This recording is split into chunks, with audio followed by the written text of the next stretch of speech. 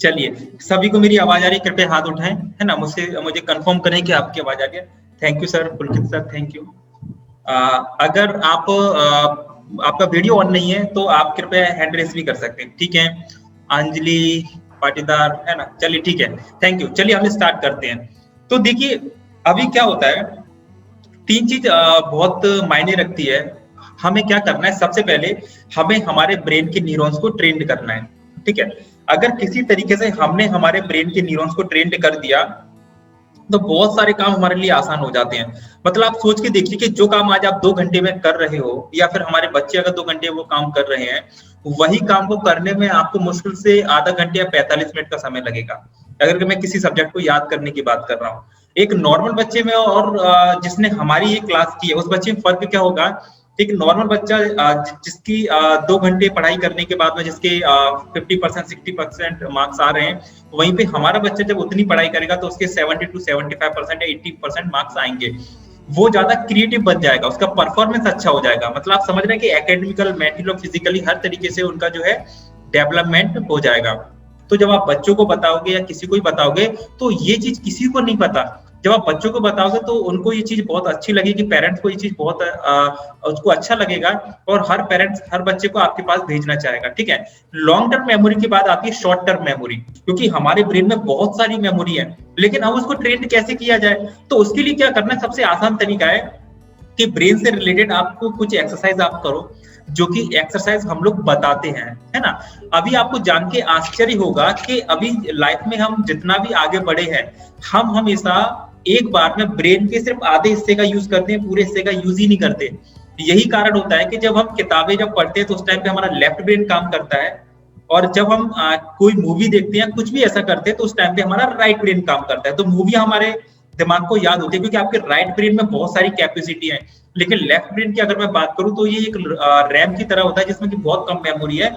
आप जब भी चीजों को करते हैं वो स्लिप हो जाती है। लेकिन कुछ ऐसा किया जाए कि दोनों ब्रेन का अगर आप एक साथ में यूज करें, उसको सिंक्रोनाइज कर दें, तो आपकी ब्रेन की स्ट्रेंथ आपकी बढ़ जाएगी। कैसे? जैसे मान के चलो मैं आपसे बोलता हूं कि आपको एक हाथ से वेट उठाना है, तो एक हाथ से आप कितना वेट उठा सकते हो? आप 10 किलो 20 किलो जितना आपकी कैपेसिटी है। लेकिन अगर मैं आपको बोलूं कि आपको अपनी ब्रेन की स्ट्रेंथ का फुल यूज करना है, तो फिर क्या करना पड़ेगा आपको? सॉरी, आप मैं अगर बोलूं कि आपके बॉडी का आपको फुल यूज करना है, स्ट्रेंथ का पूरी ताकत का यूज करना है, तो आपको दोनों हाथ का यूज करना पड़ेगा, है ना? एक हाथ से आप बॉडी की पूरी ताकत का यूज नहीं कर सकते, दोनों हाथों का यूज करना पड़ेगा। उसी तरीके से अभी आप जो भी काम कर रहे हो, ब्रेन के सिर्फ आधा आधा पार्ट यूज में आ रहा है। अगर हमें ब्रेन की फुल कैपेसिटी का यूज करना है, तो सबसे पहले न्यूरॉन्स को ट्रेंड करना पड़ेगा, और कुछ ऐसा करना पड़ेगा जिससे हमारा लेफ्ट और राइट ब्रेन एक साथ में काम काम करे, ठीक है?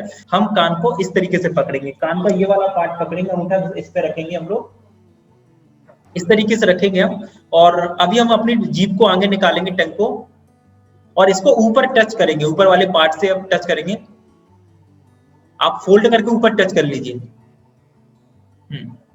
और इसके अलावा मतलब आप किसी भी किताब को पेज नंबर के साथ में भी याद कर सकते हो, है ना? अभी मान के चलो कि मोहन सर हैं, और मैं मोहन सर जिस सिटी में रहते हैं, मैं उनसे बोलता हूँ कि मोहन सर, आपकी सिटी का जो फेमस जो मंदिर है, वो मुझे वहां पे जाना है। तो मोहन सर आप क्या करोगे, मुझे एड्रेस बताओगे। एड्रेस मुझे आप किस तरीके से बताओगे कि आपको पहले लेफ्ट जाना है, फिर राइट जाना है, फिर कोई लैंडमार्क मिलेगा, वहां से आपको टर्न लेना है। ऐसे मुझे कुछ ना कुछ आप बताओगे। सर मैं सही बोल रहा हूँ? आप मुझे तरीके बताओगे, है ना? और मैं जो है टेम्पल तक पहुंच जाऊंगा, मंदिर तक पहुंच जाऊंगा, ठीक है? लेकिन आप सोच के देखिए मोहन सर, एक दिन मान के चलो कि आज रात को हम जैसे हम सोते हैं और सुबह जैसी मॉर्निंग में उठते हैं, मॉर्निंग में जो रास्ता आप मुझे बता रहे थे, वो सारे रास्ते आपके गायब हो जाते हैं, सारे लैंडमार्क गायब हो जाएंगे, सारे जो रोड थी वो गायब हो जाएंगे। और फिर मैं मोहन सर आपसे बोलता हूँ कि मुझे मंदिर जाना है, तो सर आप मुझे बताओ कैसे रास्ता बताओगे? फिर कैसे बताओगे रास्ता, जब सड़कें सारी गायब हो गई, लैंडमार्क सारे गायब हो गए, रास्ता आप कैसे बताओगे मुझे? बताइए सर। कंफ्यूज हो जाएंगे। और सर मोहन सर, क्या आप खुद भी उस मंदिर तक पहुंच पाएंगे क्या? आप खुद भी उस मंदिर तक पहुंच पाएंगे क्या? नहीं पहुंच पाएंगे, कंफ्यूज हो जाएंगे। एक अंदाजा लगाएंगे यार उस मंदिर तक हम पहुंचे कैसे। तो जो जिस रोड की मैं बात कर रहा था, या फिर जिस लैंडमार्क की मैं बात कर रहा था ना, उसको एसोसिएशन बोलते हैं। एसोसिएशन उसको बोलते हैं। तो मतलब कि अगर पढ़ाई के अंदर अगर हम लॉ ऑफ एसोसिएशन का यूज करें तो पढ़ाई भी हमको याद होगी, लेकिन वो कैसे यूज करना है वो हमें शायद अभी पता नहीं है, इस कारण से हम चीजें याद करते हैं और चीजों को भूल जाते हैं, या फिर बच्चों को वो चीज स्कूल के अंदर नहीं बताई जाती है, कहीं पे नहीं बताई जाती। ठीक है, एक मैं लाइव एग्जांपल आपको एक और देना चाहूंगा। जैसे मान के चलो जितने भी हमारे साथ में सारे लोग इस चीज को रिलेट कर पाएंगे। मान के चलो आपके हाथ में एक चाबी है, गाड़ी, आपकी गाड़ी की चाबी है, आप घर के अंदर एंटर करते हो और उस क्या करते हो, आप उस चाबी को ना कहीं पे फ्रिज पे रख देते हो। एक जगह होती है फ्रिज पे, आपने चाबी को रख दिया, फ्रिज पे आपने चाबी को रखा, उसके बाद आप थोड़ा सा घूम फिर के घर में आपने बाकी के जो काम है आपने फिनिश किए, और अब आपको क्या करना है, अब आपको घर से बाहर जाना है, तो आपको फिर से गाड़ी की जरूरत पड़ने वाली है। तो आप जब चाबी के बारे में सोचते हो कि मुझे चाबी मैंने कहाँ रखी है, चाबी मैंने कहाँ रखी है, तो आपको पहले क्या याद आता है? आपको आपको पहले चाबी याद आती है, या फिर पहले आपको ये याद आता है कि चाबी मैंने फ्रिज, चाबी कहाँ रखी है? यस यस, चाबी फ्रिज पे फ्लावर पॉट के बगल में रखी हुई है। पहले आपको फ्रिज याद आएगा, फिर फ्लावर पॉट याद आएगा, फिर चाबी याद आएगी।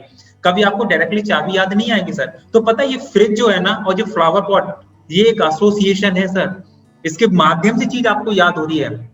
तो पढ़ाई के अंदर हम एसोसिएशन का यूज करेंगे तो चीजें हमेशा परमानेंट याद होगी, है ना। इसको बोलते हैं लॉ ऑफ एसोसिएशन। ठीक है, सेकंड सर हमारा जो प्रिंसिपल है सर उसको बोलते हैं लॉ ऑफ इमेजिनेशन।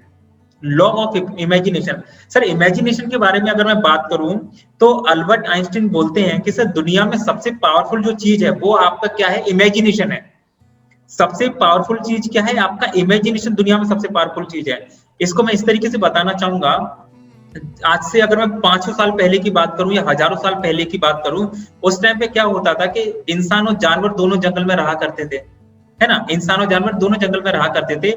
लेकिन अब 500 साल बाद की अब मैं बात करूं तो आज देखो सर, हम घर के अंदर हो गए, हमने अपनी सुख सुविधाएं के लिए इतनी सारी फैसिलिटीज हमने बना दी, है ना। आज हमने अपनी लाइफ को इतना इजी कर दिया, है ना। हम आराम से कहीं पे हमें अगर जाना है तो हम बाय प्लेन जा सकते हैं, ट्रेन जा सकते हैं, बस जा सकते हैं, लेकिन जानवर ऐसा नहीं कर सकता।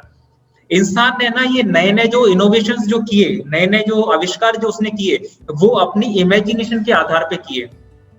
अगर अगर हम लोग भी आज अगर पढ़ाई के अंदर अगर इमेजिनेशन करें तो मैं बोलता हूँ कि पढ़ाई बहुत छोटी सी चीज है, मार्क्स लाना, नंबर लाना बहुत छोटी सी चीज है। आप पढ़ाई के अंदर इतने अच्छे अच्छे कीर्तिमान हासिल कर सकते हो, इतनी चीजें कर सकते हो जो आपने कभी कल्पना भी नहीं की होगी, लेकिन उसका प्रॉपर आपको इमेजिनेशन करना पड़ेगा। वो कैसे करना है वो हम इसको आपको बताएंगे लॉ ऑफ इमेजिनेशन के अंदर। लास्ट है आपका law of ridiculous. Law of ridiculous, अब ये क्या चीज है उसके बारे में आपको बताना चाहूंगा। रिडिकुलस का मतलब होता है सर, कोई भी ऐसी चीज जो कि बहुत ही बेहुदा है, मजाकिया है, जिसका कोई लॉजिक नहीं है ना, जिसका साइज बहुत बड़ा है या साइज बहुत छोटा है, ऐसी रिडिकुलस जो चीजें है ना, अटपटी चीज, वो हमको हमेशा के लिए याद हो जाती है। मैं आपको एग्जांपल देना चाहूंगा। मान के चलो आप अभी अपने घर के अंदर बैठे हो, आप घर के जैसे बाहर गए, आपके घर के सामने से ना एक 40 फीट का लंबा आदमी गुजर गया। मतलब आपके घर के सामने ना एक 40 फीट का लंबा आदमी आपके घर के सामने से निकल गया और आप उस 40 फीट के आदमी को देख रहे हो, है ना। तो वो 40 फीट का जो लंबा आदमी है ना, आप उसके बारे में घर पे जैसी अपने फैमिली मेंबर से बात करोगे कि यार मैंने 40 फीट का लंबा आदमी देखा, और आज से अगर मैं 20 साल बात करूं तो 20 साल के बाद भी आफ्टर 20 ईयर्स आप उसके बारे में अपने बच्चों से डिस्कस करोगे या किसी से कि हमारे टाइम पे हमने 40 फीट का लंबा आदमी देखा था। और फिर उसके बाद जब आप बिल्कुल ओल्ड बुढ़े हो जाओगे, बिल्कुल ओल्ड एज हो जाएगी बहुत, उस टाइम पे भी आप जो हो सकता है अपने बच्चों को कहानी सुनाओगे इस टाइम पे हमने 40 फीट का लंबा आदमी देखा था। ठीक है, तो सर आप इस चीज को थोड़ा प्रैक्टिकल समझने की जरूरत है। क्या उस 40 फीट के लंबे आदमी ने कभी कहा था कि मुझे याद करो या मेरे बारे में आप कभी लिख कर रखो? वो ब्रेन हमारा ऐसा बना हुआ है।